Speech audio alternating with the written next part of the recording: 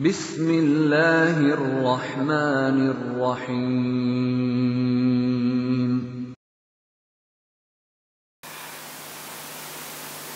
Tidak ada yang paling bermanfaat untuk hati, untuk mengobati hati maksudnya ya, itu min ziyaratil kuburi, dibandingkan dari ziarah kubur, kata para ulama. Wa khasatan, terutama, wabil khusus gitu ya, ingkanat qasiyatan, apabila hati itu keras. Keras itu cirinya, hati yang keras itu dinasihati, masuk kuping kanan, masuk kuping kiri, keluar dari mulut.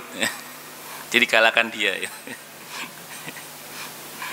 Jadi bukan keluar kuping kiri, bukan, tapi masuk kuping kanan, masuk kuping kiri, keluar dari mulut. Di antaranya kalau bahasa Al-Qur'annya itu innalladzina kafaru sawaun alaihim a'andartahum am lam tundirhum la yu'minun. Sami mawon. Allahu akbar. Terutama kalau hati itu keras. Fa'ala ashabiha, maka bagi para pemilik hati yang keras itu, hendaklah ayu alijuha bisalasati umurin. Hendaklah dia mengobati hatinya yang keras itu dengan tiga hal ini. Saya mau terjemahkan dengan 3 perkara. Kalau kebanyakan perkara yang tidak enak. Dengan 3 hal ini. Apa 3 hal itu? Ahaduha al-iqla'u amma hiya alaihi bihuduri majalisil ilmi bil wa'zi wat tadakkur wat takhwif wat targhib wa ikhbari salihin, fa inna dzalika mimma yulinul quluba wa yanji'u fiha. Jadi yang pertama, kata para ulama, adalah al-iqla'u amma hiya alaihi bihuduri majalisil ilm. Jadi hendaklah ia melepaskan atau mengobati apa yang sedang terjadi pada hatinya, terkait dengan hati yang keras tadi itu maksudnya. Dengan apa? Dengan bihuduri majalisil ilm, dengan menghadiri majelis-majelis ilmu. Ini menghadiri majelis ilmu seperti kita sekarang ini bagian dari cara mengobati hati yang keras. Di sini redaksinya menggunakan kata hudur. Hudur itu artinya datang seorang-orangnya, itu hudur namanya. Tapi kalau ja'a, datang, itu bimaji'i, itu sebagian ulama mengartikan bisa datang orangnya, bisa yang datang cuman suratnya, atau yang datang cuman suaranya, kayak telepon itu. Jadi beda dengan hudur. Kalau hudur berarti datang seorang-orangnya. Oh, berarti aslinya majelis ilmu itu ya hadir seorang-orangnya. Iya, seperti kita sekarang ini membentuk halaqah di masjid, terus mengkaji ilmu yang sekaligus berzikir kepada Allah. Karena majelis ilmu itu yang majelis zikir, karena dalam majelis ilmu kita menyebut dan mengingat Allah.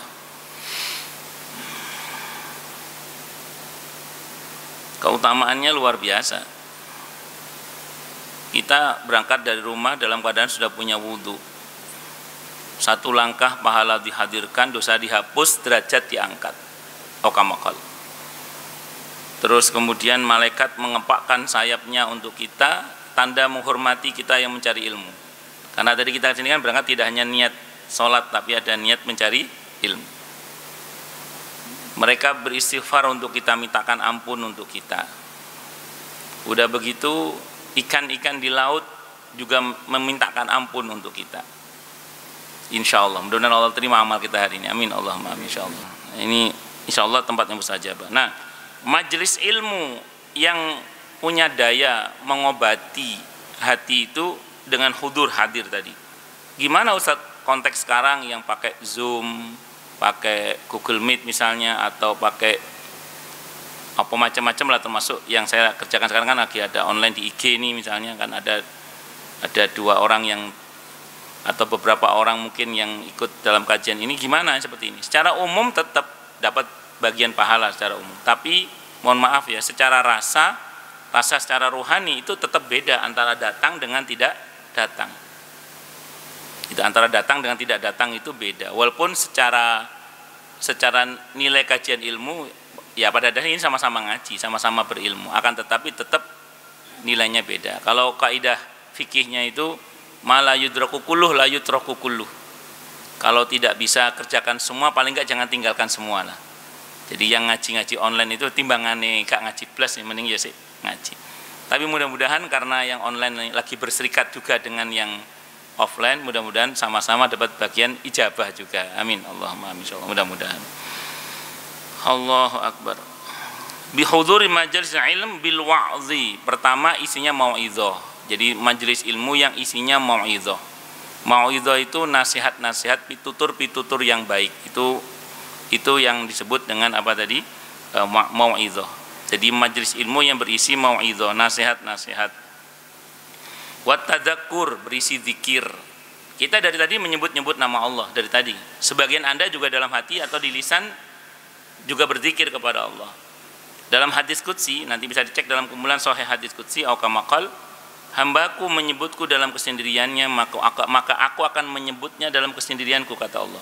Kalau Al-Qur'annya Al-Baqarah 152, fadhkuruni adzkurkum, ingat dan sebutlah aku, maka aku akan ingat dan sebut kalian. Makanya zikir itu suruh sebanyak-banyaknya. Al-Ahzab ayat 41, ya ayyuhalladzina amanu dzkurullaha dzikran katsira. Hai orang-orang yang telah beriman, ingat dan sebutlah Allah dengan zikir yang sebanyak-banyaknya. Nah, dalam hal ini terkait dengan zikir ini, kalau kita sebut Allah dalam keramaian, kata Allah dalam hadits qudsi itu, hambaku menyebutku dalam keramaian, maka aku akan menyebut-nyebutnya dalam keramaian yang lebih baik daripada keramaian mereka. Ini semoga zikir kita diterima oleh Allah Subhanahu wa taala, sehingga saat ini mudah-mudahan kita sedang disebut-sebut nih oleh Allah di hadapan hamba-hambanya yang lebih baik dari kita. Siapa? Para nabi, para salihin, malaikatul muqarrabin, al-malaikatul muqarrabun. Itu mereka mendengarkan, disebut-sebut. Mudah-mudahan kita termasuk orang-orang yang terkenal di langit. Amin. Allahumma amin insyaallah. Seperti Uwais Al-Qarni radhiyallahu an. Di dunia tidak terkenal, tapi di langit terkenal beliau. Seperti Bilal, sahabat Bilal radhiyallahu an. Beliau itu berjalan di bumi Mekah, berjalan di bumi Madinah. Tapi suara sendalnya saat Nabi Mi'raj itu terdengar di surga. Jadi sahabat Bilal itu berjalan di bumi Mekah, berjalan di bumi Madinah, tapi suara sendalnya terdengar di surga. Jadi sendalnya sudah terkenal di surga sana. Sendalnya siapa? Sahabat Bilal radhiyallahu anhu. Allahu akbar. Apalagi keuntungannya kalau kita terkenal di langit itu. Kalau Allah sering menyebut-nyebut nama kita di langit dan nama kita dikenal oleh kalangan langit, kalau kita berdoa itu loh, kenal itu doa gitu. Allahu akbar. Nah, singkat kata singkat cerita, ini yang paling kita harapkan di antaranya ya, karena kita sudah terkenal di langit, sehingga pada hari H kematian kita, saat malaikat maut itu menerima nama kita untuk dicabut nyawanya, saat malaikat maut menerima nama kita untuk dicabut nyawanya, malaikat maut sudah kenal dengan kita dengan kenal baik. Sehingga kalau bahasa kita melihat catatan, loh, kalau ini nggak saya contohkan, takut beneran. Nanti biar pas hari hanya saja. Nah, itu begitu dilihat oleh malaikat, oh ini hamba Allah yang sering Allah sebut. Ini hamba Allah yang sering Allah sebut ini. Ini orang baik ini. Maka karena ini orang yang sering disebut oleh Allah dengan cintanya, dengan rahmatnya, dengan ampunannya, dengan pemaafannya, maka akhirnya malaikat ini pun mau mencabut nyawa orang ini permisi dulu. Sebagaimana Allah gambarkan dalam Al-Quran secara langsung. Kalau hadisnya di Sahih Ahmad, Abu Daud, di riwayat Ahmad, Abu Daud, Ibnu Majah, di situ disebutkan bahwa malaikat itu permisi terlebih dahulu. Kalau di An-Nahl tadi ayat 32 Allah katakan alladzina tatawaffahumul malaikatu thayyibina yaquluna salamun alaikum. Jadi orang yang bertakwa itu adalah orang yang baik, yang diwafatkan oleh Allah dengan cara yang, oleh utusan Allah dengan cara yang baik. Semoga Allah rahmati kita semua. Amin. Allahumma amin insyaallah. Mudah-mudahan. Allah akbar. Wat takhwifi. Nah, kajian itu isinya harus itu. Jadi kajian yang melunakkan hati itu isinya harus berisi nasihat. Yang kedua berisi peringatan-peringatan dan dorongan-dorongan. justru akan aku beri pahala dia. Jadi kalau dibatalkan malah diberi pahala. Kalau ngeyel terjadi, artinya perbuatan dorongan maksiat itu diwujudkan dalam kehidupan sehari-hari, maka tidak dilipat gandakan. Jadi dosa itu tidak dilipat gandakan. Coba perhatikan, pahala baru niat diberi pahala satu utuh, kalau dikerjakan dilipat gandakan 10, 100, di riwayat yang lain 700, bahkan hingga tak berhingga. Nah, terus kemudian kalau perbuatan dosa baru niat belum dicatat, begitu dibatalkan dapat pahala, ngeyel dikerjakan tidak dilipat gandakan. Berarti apa? Potensi kita mendapatkan pahala lebih besar, sementara potensi kita mendapatkan dosa itu sedikit sekali. Tadi hadis muttafaq, kalau ini hadisnya Bukhari. Nabi bersabda, "Kullu ummati yadkhulunal jannata illa man ya'ba, illa man aba." Setiap umatku itu masuk surga kecuali yang enggak mau. Sahabat nanya, "Qalu man ya'ba ya Rasulullah?" Siapa yang tidak mau masuk surga itu ya Rasulullah? Nabi mengatakan, "Man ata'ani dakhalal jannah wa man asani fahuwa aba." Siapa yang mentaatiku dialah yang masuk surga, dan siapa yang mendurhakaiku dialah yang tidak mau masuk surga. Berarti potensi kita masuk surga lebih besar. Bukan besar, lebih besar sebenarnya. Ini targhibnya ya, ini targhibnya. Kalau targhibnya ada sendiri, nanti ini targhibnya. Makanya kalau baca Al-Quran itu harus imbang.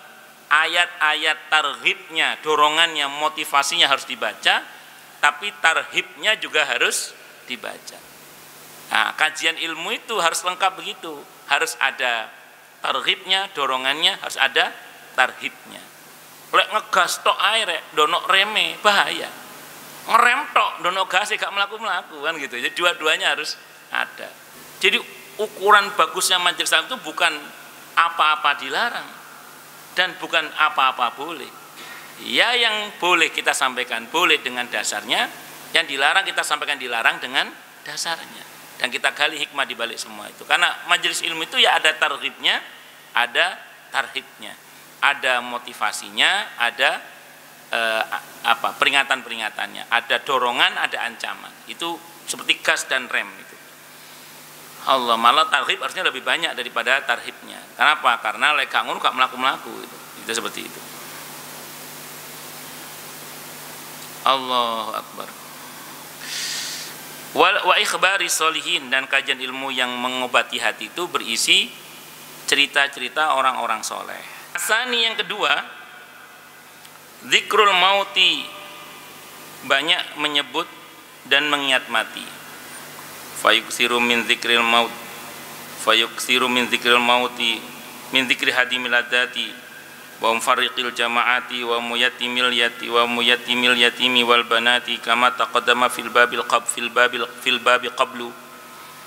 Jadi banyak menyebut dan mengingat mati. Maka banyak menyebut dan mengingat mati, atau banyak menyebut dan mengingat hal-hal yang dapat menghilangkan kelezatan-kelezatan duniawi dan yang memisahkan jamaah dan membuat yatim anak-anak laki-laki maupun perempuan, sebagaimana yang telah diterangkan terlebih dahulu di bab sebelumnya.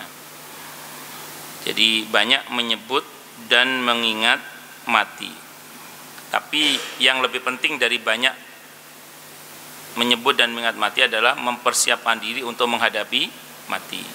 Karena kata di pembahasan kita sebelumnya sudah kita bahas ya, bahwa menyebut dan mengingat mati itu sangat penting. Tapi mempersiapkan diri untuk menghadapi kematian itu jauh lebih penting. Jadi pada persiapan menghadapi kematian tidak hanya menyebut dan mengingat mati, tapi juga mempersiapkan diri untuk menghadapi kematian. Nah, begitu kita mempersiapkan diri untuk menghadapi kematian, disitulah nanti akan punya efek terhadap melunakkan hati tadi itu. Itu seperti itu. Menyebut dan mengingat mati itu, ini kalau urutan-urutan sederhananya kan kita mesti mempersiapkan akidah kita, iman kita, tauhid kita, mempersiapkan amal ibadah yang pahalanya terus mengalir untuk kita. Oke lah, itu saya kira Anda sudah paham semua. Kalau bahasanya Nabi kan ada shadaqatin jariyatin, dalam hadis sahih Muslim itu ilmin yuntafa'u dan wawaladin sholihin yad'ulah itu. Nah, tapi coba sekali waktu pada persiapan menghadapi kematian, bayangkan begini, bayangkan apalagi sekarang pandemi ya, di mana potensial kita ini mati sendirian. Maka bayangkan bagaimana kemudian kita ini berusaha agar kita itu mati dalam keadaan sedang beribadah atau beramal soleh. Karena tidak semua kita itu potensial mati sedang beribadah atau beramal soleh. Jadi sekarang kita harus membayangkan bagaimana caranya saya nanti pas mati itu sedang beribadah atau beramal yang soleh. Maka dari sekarang, mumpung kita alhamdulillah masya Allah belum mati ini, perbanyak ibadah dan amal yang soleh. Harapannya kita dimatikan oleh Allah berdasarkan pada kebiasaan kita. Maka miliki kebiasaan-kebiasaan yang baik. Terus upayakan kita ini punya amalan-amalan yang ketika kita wafat kita distatuskan oleh Allah sebagai orang yang baik. Misalnya wafat sebagai pengurus masjid, wafat sebagai pengurus majelis taklim, wafat sebagai penggiat dakwah, wafat sebagai donatur rumah yatim atau anak yatim atau masjid misalnya. Itu mati yang keren itu. Makanya upaya itu keren dalam pandangan Allah. Makanya upayakan kita ini berstatus sebagai orang yang selalu terlibat dalam kegiatan-kegiatan yang sekiranya kita mati, kita distatuskan oleh Allah sebagai orang yang baik. Itu upayakan. Apalagi di masa-masa sekarang bisa sangat cepat sekali berita itu kan. Makanya hubungkan diri kita dengan kebaikan-kebaikan agar kita wafat distatuskan oleh Allah sebagai orang yang baik. Kemudian yang ketiga, investasi akhirat yang pahalanya terus mengalir itu.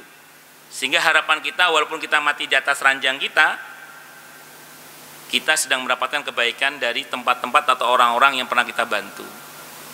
Wafat di atas ranjangnya, secara bersamaan anak yatim yang pernah dia bantu lagi merojah hafalan Qur'annya. Wafat di atas ranjangnya, masjid yang dia bantu lagi dipakai sholat atau taklim. Sehingga yang bersangkutan berstatus sedang mendapatkan pahala yang sama dengan anak yatim yang merojah hafalan Qur'annya itu, dengan orang yang sholat atau ngaji di musola atau masjid yang dia bantu itu. Kenapa? Karena dia pernah membantu semua itu. Dan itu sesuai dengan firman Allah dalam Al-Quran di surah An-Nisa ayat 85. May yashfa' syafa'atan hasanatan yakul lahu nasibu minha. Siapa yang berikan pertolongan yang baik, maka dia akan mendapatkan pahala yang sama dengan yang ditolong. Dan jangan lupa hadis sahih Muslim, minta kepada Allah mati syahid dengan sungguh-sungguh. Minta kepada Allah mati syahid yang sungguh-sungguh. Dalam hadis sahih Muslim, Nabi menyebutkan barang siapa yang minta kepada Allah mati syahid dengan sungguh-sungguh, maka Allah akan berikan kepadanya kedudukan orang yang mati syahid walaupun dia mati di atas ranjangnya. Minta kepada Allah mati. Semoga Allah kita semua mati syahid di jalan Allah. Amin. Allah. Dan tidak harus perang mati syahid itu. Nggak harus kena pandemi juga. Yang penting kita berdoa kepada Allah kedudukan orang-orang yang mati syahid itu. Allahu Akbar. Terus belum lagi kita mesti berpikir, ini perenungan ingat mati tadi ya. Bayangkan kalau kita mati itu sendirian, tidak ada orang yang menemani. Kalau malaikat rahmat pasti menemani. Kalau orang yang baik. Nah, jadi bayangkan kita mati tidak ada orang yang menemani, sehingga tidak ada yang mentalkin kita. Padahal saat mati kita sangat berkepentingan bisa mengucap la ilaha illallah. Maka mumpung masih hidup, ayo kita latih. Apalagi sekarang pandemi kan potensial mati sendirian, tidak ada yang namanya itu. Kalaupun ada petugas kedokteran, belum tentu dokternya muslim yang sedang bertugas, perawatnya belum tentu muslim. Padahal kita sangat ingin pada saat wafat kita bisa mengucap la ilaha illallah. Maka kita harus punya kemandirian untuk mentalkin diri sendiri. Maka mumpung masih hidup, ringankan lisan dan hati untuk mengucap la ilaha illallah.